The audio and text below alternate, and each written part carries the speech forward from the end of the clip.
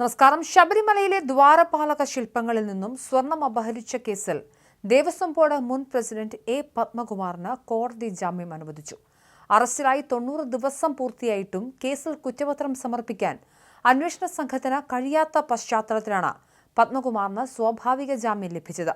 ദ്വാരപാലക ശില്പങ്ങളിൽ നിന്നും സ്വർണം മാറ്റിയ കേസിലും പത്മകുമാറിന് ഇപ്പോൾ ജാമ്യം ലഭിച്ചിരിക്കുകയാണ്.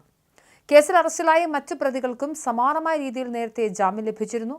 പ്രതികൾക്ക് ജാമ്യം ലഭിക്കുന്നത് തടയാൻ ആവശ്യമായ മുൻകരുതലുകളോ കുറ്റപത്രം കൃത്യസമയത്ത് സമർപ്പിക്കാനോ പ്രത്യേക അന്വേഷണ സംഘത്തിന് സാധിച്ചില്ലെന്ന വിമർശനം ശക്തമാണ്.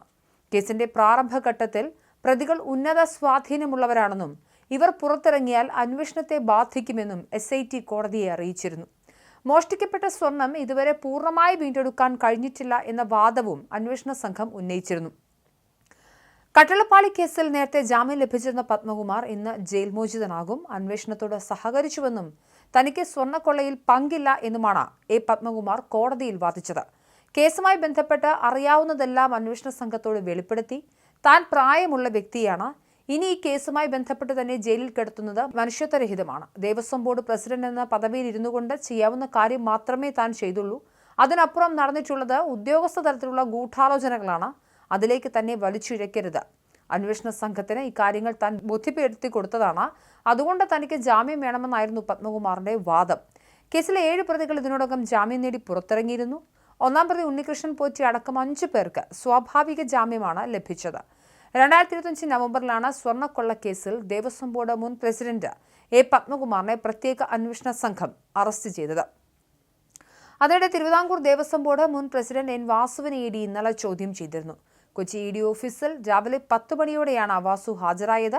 SIT അറസ്റ്റ് ചെയ്ത് 3 മാസത്തോളം ജയിലിൽ കഴിഞ്ഞ വാസുവിന് സ്വാഭാവിക ജാമ്യം ലഭിച്ചതിന് പിന്നാലെയാണ് ED വിളിപ്പിച്ചത്.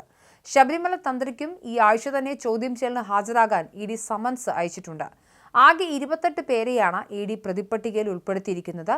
നടൻ ജയറാം ഉൾപ്പെടെ ഉള്ള കേസിലെ സാക്ഷികളായവരെ കഴിഞ്ഞ ആഴ്ചകളിൽ ED വിളിച്ചു വരുത്തി മൊഴിയെടുത്തിരുന്നു. കേസിൽ ഒന്നാം പ്രതി ഉണ്ണികൃഷ്ണൻ പോറ്റിക്ക് ഇതുവരെ സമൻസും അയച്ചിട്ടില്ല. എന്തായാലും ശബരിമലയിലെ ദ്വാരപാലക ശില്പങ്ങളിൽ നിന്നും സ്വർണം അപഹരിച്ച കേസിൽ ദേവസ്വം ബോർഡ് മുൻ പ്രസിഡന്റ് എ പത്മകുമാറിന് കോടതി ജാമ്യം അനുവദിച്ചിരിക്കുകയാണ്. അറസ്റ്റിലായി 90 ദിവസം പൂർത്തിയായിട്ടും കേസിൽ കുറ്റപത്രം സമർപ്പിക്കാൻ അന്വേഷണ സംഘത്തിന് കഴിയാത്ത പശ്ചാത്തലത്തിൽ പത്മകുമാറിന് സ്വാഭാവിക ജാമ്യമാണ് ലഭിച്ചത്. ഏതെങ്കിലും തരത്തിൽ ഒരു ഇടക്കാല കുറ്റപത്രമെങ്കിലും സമർപ്പിക്കാനുള്ള നീക്കങ്ങൾ അന്വേഷണ സംഘം നടത്തിയിട്ടില്ല എന്ന വ്യാപക വിമർശനങ്ങളുണ്ട്. എന്തായാലും പ്രതിപക്ഷം ഇത്തരമുള്ള SITയുടെ അന്വേഷണ രീതിക്കെതിരെ വലിയ രീതിയിലുള്ള പ്രതിഷേധങ്ങൾ ഉയർത്തിയിരുന്നു.